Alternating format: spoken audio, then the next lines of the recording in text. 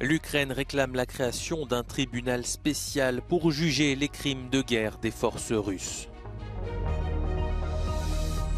Deuxième visite en Ukraine de la présidente du Parlement européen, Roberta Metsola. Elle a discuté avec Volodymyr Zelensky de l'adhésion de Kiev à l'Union européenne. Le haut-commissaire aux droits de l'homme présente un rapport alarmant sur la situation qui se dégrade dans les territoires palestiniens sous occupation.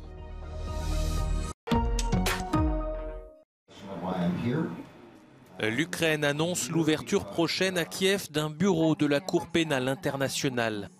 Lors d'une conférence sur la justice qui s'est tenue ce vendredi à Lviv, Volodymyr Zelensky a affirmé que la Russie avait commis plus de 70 000 crimes de guerre en Ukraine. Il souhaite traduire les responsables en justice.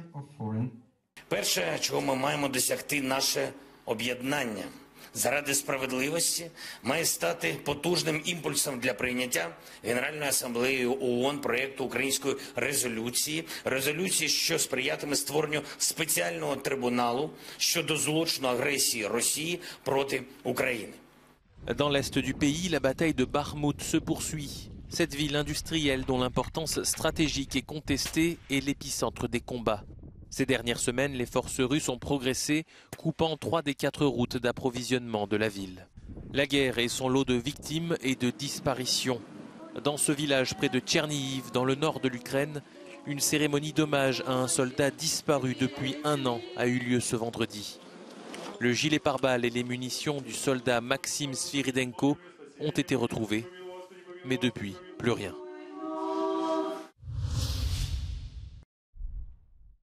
La présidente du Parlement européen, Roberta Metsola, est à Lviv ce samedi pour rencontrer le président ukrainien. C'est sa deuxième visite en Ukraine depuis son élection à la tête de l'institution.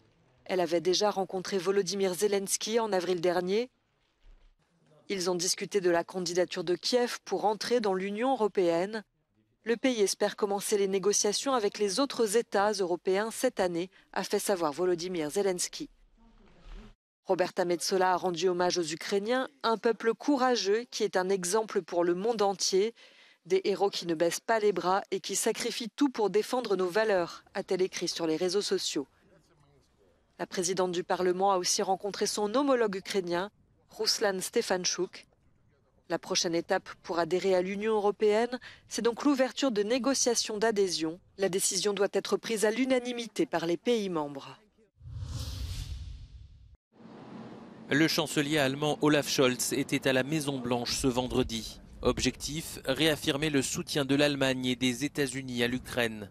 Lors de la dernière visite d'Olaf Scholz à Washington, la guerre n'avait pas commencé, mais Moscou amassait des troupes à la frontière ukrainienne.